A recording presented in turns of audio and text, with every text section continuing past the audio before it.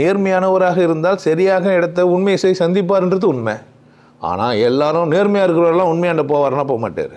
ஏன் அப்படின்னு கேட்டிங்கன்னா, நேர்மையே அவர் உண்மையை சந்திக்கிறதுக்கான சந்தர்ப்பத்தை தராது அவருடைய நேர்மையை. ஏன்னா அவர் புரிதலோட மட்டும் தான் நேர்மையாக இருக்க முடியும்.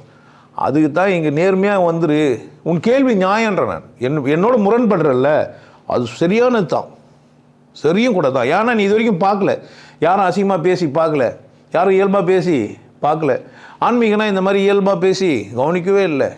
வாழும் குருவை சந்திக்க வேண்டும், அகத்தீசாய நமன்னாக்கா தான் உனக்கு புரியுது. எப்போதும் அகத்தீசாய நம, அகத்தீசாய நம, அகத்தீசாய நம, அகத்தீசாய நமன்னு சொல்லிட்டு பேசினா உனக்கு புரியுது.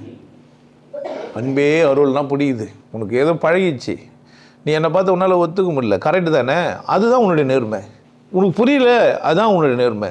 நான் சரியா இல்லைன்றதெல்லாம் பற்றி இல்லை, எனக்கு ஏன் புரியல, ஒருவேளை அவன் தப்பாக இருப்பானோன்னா நீ வந்துடுன்ற. நான் என்னை தப்பாக்கவே பேச வான்ற, நான் சரியாகி போயிடுவேன்.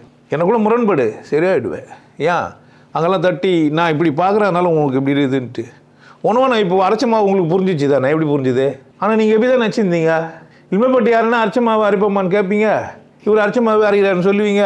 உங்களுக்கே வெக்கமாக இருக்கும். ஏன் அரைச்சமாவே என்ன வாங்கிட்டேன் நான்? இப்போ நீங்கள் என்னவே பண்ணல, சிந்திக்கவே இல்லை.